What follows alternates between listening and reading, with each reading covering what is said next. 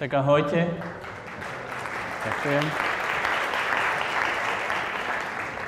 Takže ja vám porozprávam niečo o content marketingu z pohľadu SEO. Je to trochu iná téma, ako rozprávali prví dvaja rečníci, keďže ja nebudem rozprávať o reklame ako také, ale budem rozprávať o marketingu, ktorý v podstate má za cieľ pomáhať ľuďom, pomáhať potenciálnym zákazníkom. Pozrel som sa na to z takého pohľadu, akým je SEO. Práve kombinácia týchto dvoch marketingových aktivít zaručuje ten taký ideálny efekt, ktorý sa dá dosiahnuť. SEO sa zameriava na návštevnosť z vyhľadávačov, na organickú návštevnosť a content marketing je práve spôsob, ako vytvoriť niečo užitočné, niečo unikátne, kvôli čomu by vlastne tí ľudia z vyhľadávača mali prísť na váš web alebo na web klienta.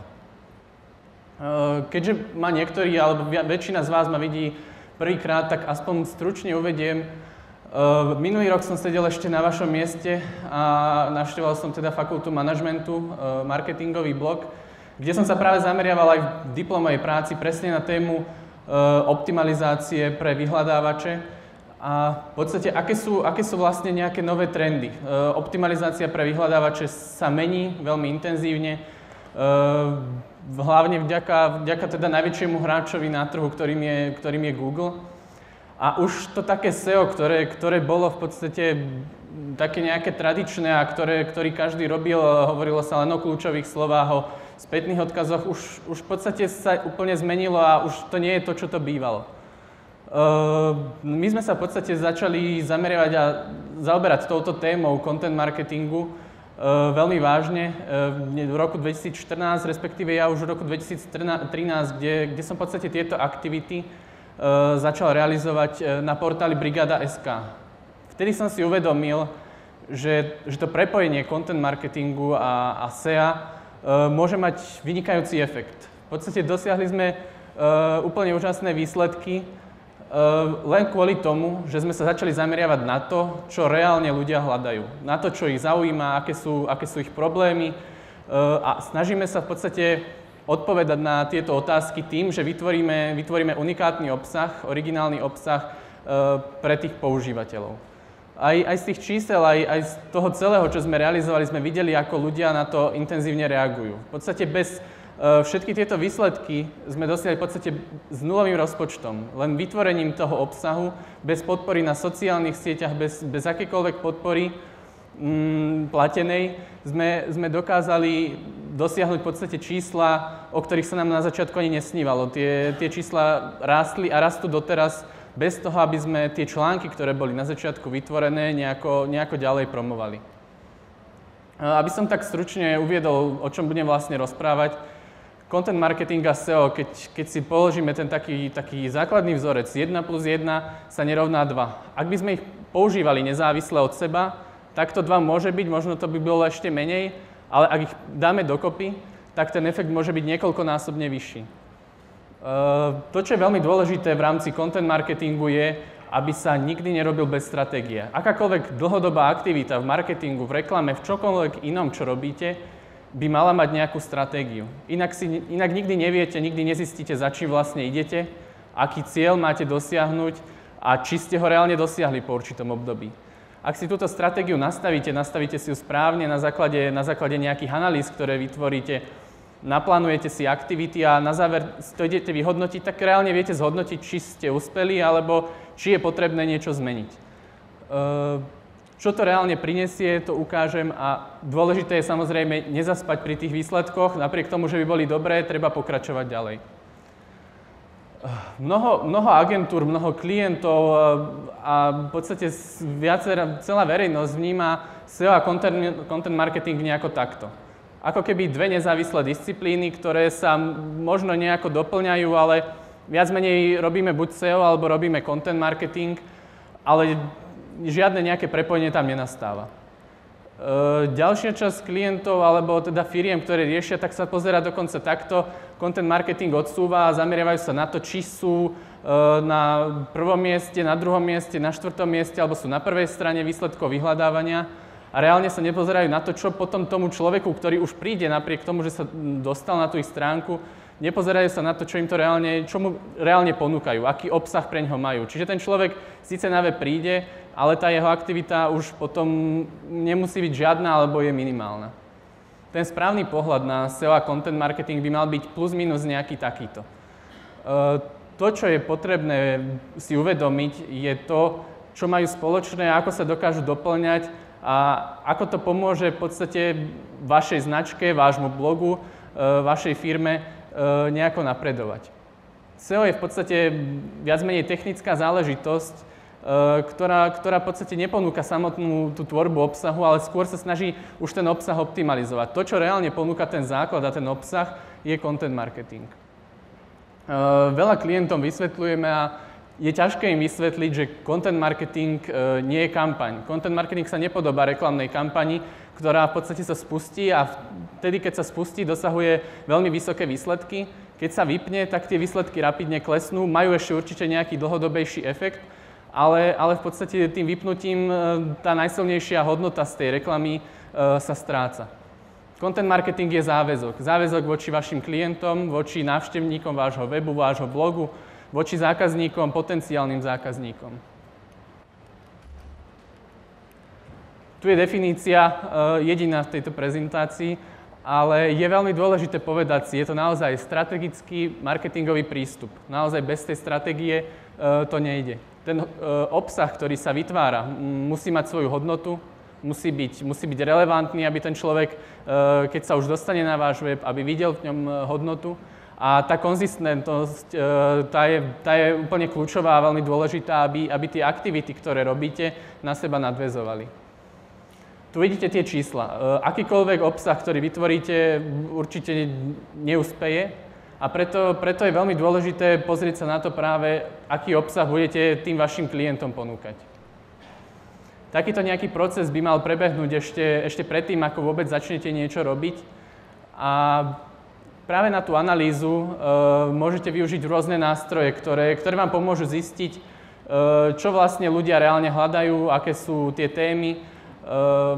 A v podstate nemalo by to byť o tom, že vy si poviete, čo asi ľudia robia. Vy to viete reálne zistiť, viete zistiť približný počet ľudí, ktorí sa o nejakú problematiku zaujíma. A práve vďaka týmto nástrojom, ktoré sú, tak viete veľmi dobre odhadnúť tých vašich zákazníkov, potenciálnych zákazníkov.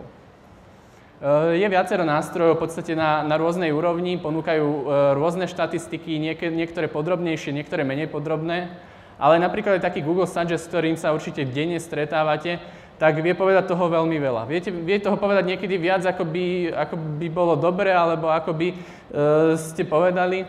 Ale nájdete tam naozaj všetko. Nájdete tam veci, ktoré by ste nikdy nepovedali, že ľudia reálne môžu hľadať a že sa môžu o ne zaujímať. A vy viete toto využiť, viete s tým pracovať, viete vytvoriť obsah, ktorý bude práve odpovedať na tie otázky, ktoré sa ľudia pýtajú a máte v podstate istotu, že niekoho to bude zaujímať. To, aby ste zistili, ako tie jednotlivé otázky ľudí zaujímajú, používate ďalšie nástroje, ktoré vám povedia, koľko presne ľudí, alebo koľko približne ľudí, tie čísla samozrejme nie sú úplne presné, ale koľko ľudí si ten pojem hľadá. Samozrejme, ak nájdete v tom Google Suggest nejaký pojem, neznamená to, že je nejako extrémne hľadaný, ale znamená to, že možno že ho hľadalo nejaké malé percento. Tu už zistíte, že koľko ľudí ho reálne hľadá, zistíte aj to, aká je asi konkurencia, zistíte aj, koľko by ste, povedzme, zaplatili zaň v bannerovej, alebo teda v PPC reklame.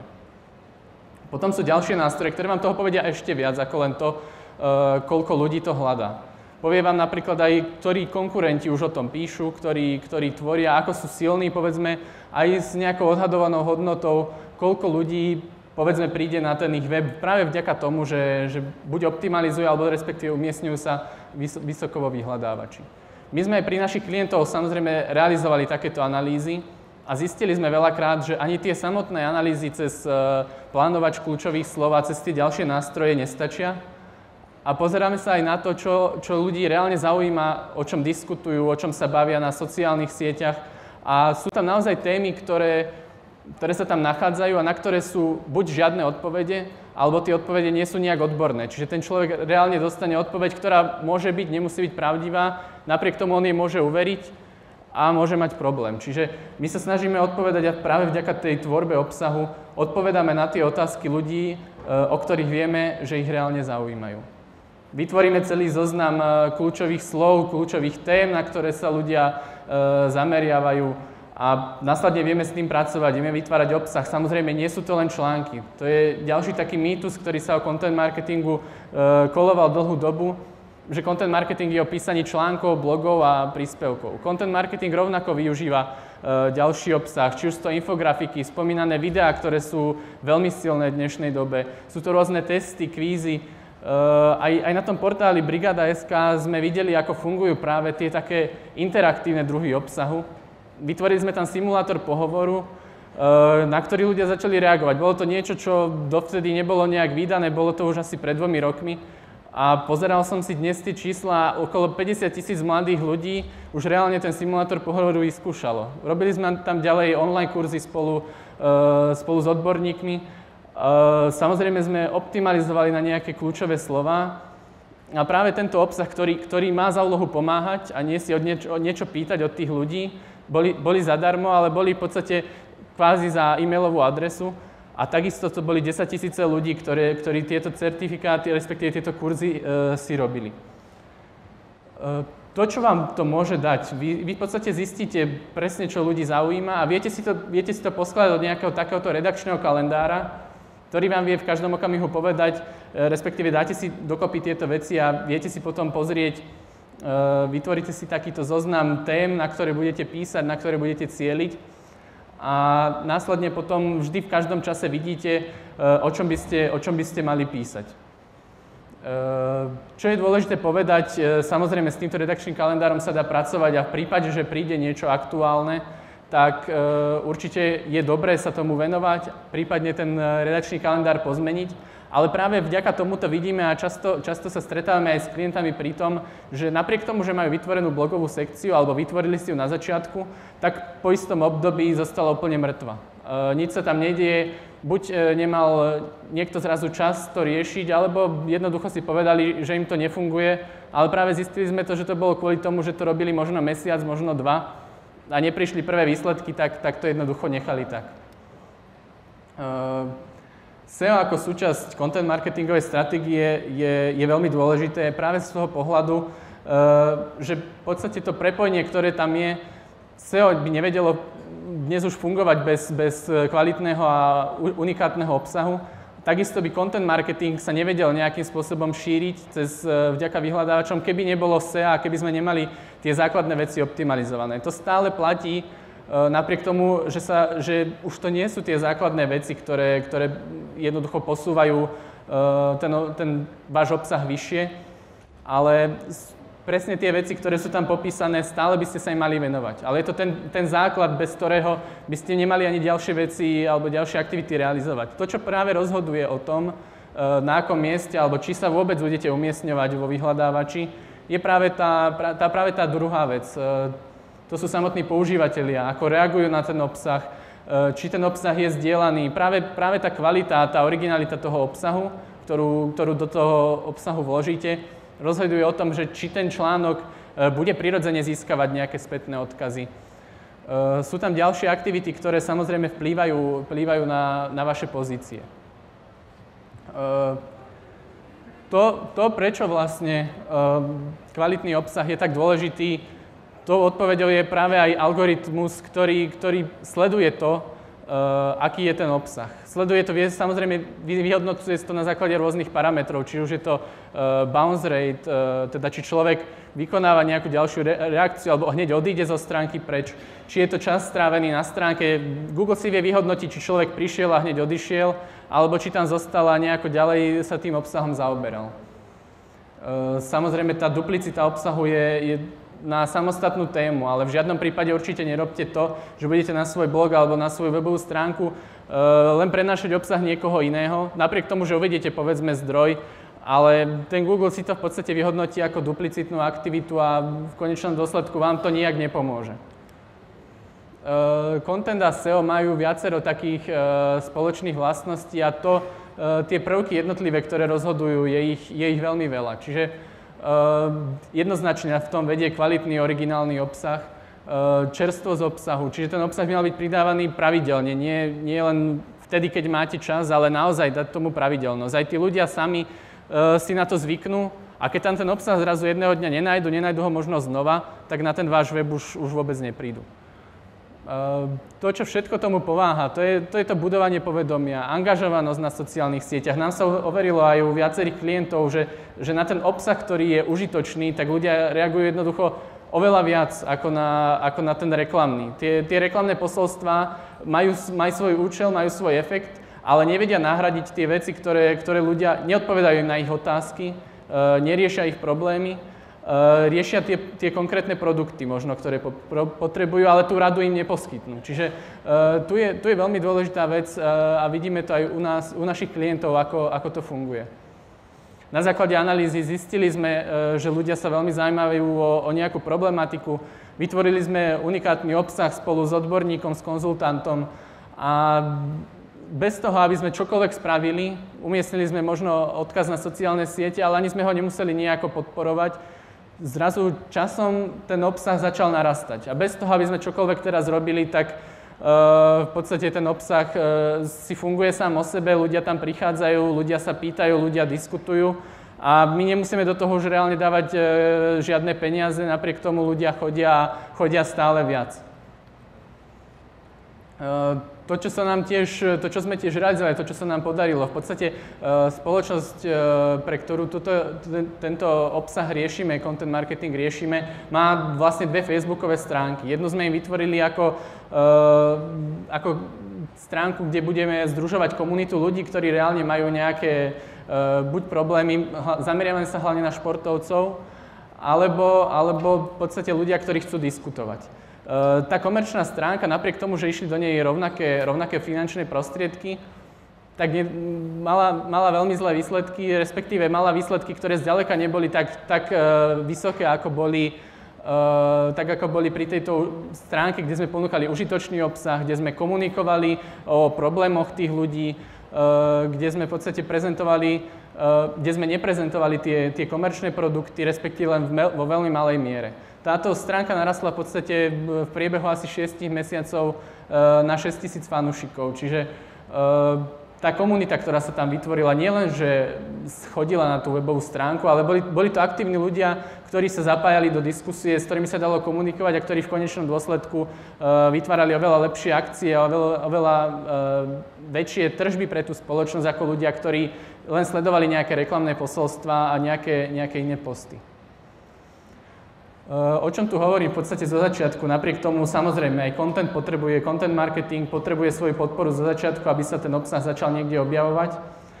Čiže keď si pozrieme, aké bolo porovnanie na začiatku tých aktivít, keď sme sa pozreli na nejakú platenú reklamu zo sociálnych sietí, tak 75% bolo práve vďaka podpore na sociálnych sieťach a len nejakých 5-6% prichádzalo z vyhľadávačov. Situácia sa úplne zmenila a v podstate ten obsah začal narastať. Práve vďaka tej analýze a tým článkom a tým infografikám a videám, ktoré sme začali tvoriť, tak už dnes je táto organická návštevnosť vyhľadávačov 42%, bez toho, aby sme čokoľvek ďalej riešili. Čiže je veľmi dôležité práve to uvedomiť si, že týmto to nekončí. Vy urobíte analýzu, vy viete o tých témach, ktoré ľudí zaujímajú, vytvoríte obsah, ktorý v podstate tých ľudí zaujíma, ale ak by ste sa o to ďalej nestarali a netvorili ďalší obsah, tak samozrejme nemáte šancu tak narastať. A treba myslieť aj na to, že vaša konkurencia pracuje na tom tiež. Čiže v rámci SEA aj content marketingu je veľmi dôležité, je to dlhodobá aktivita. Naozaj nemeria sa to na mesiace, meria sa to na roky, kedy musíte tieto aktivity realizovať.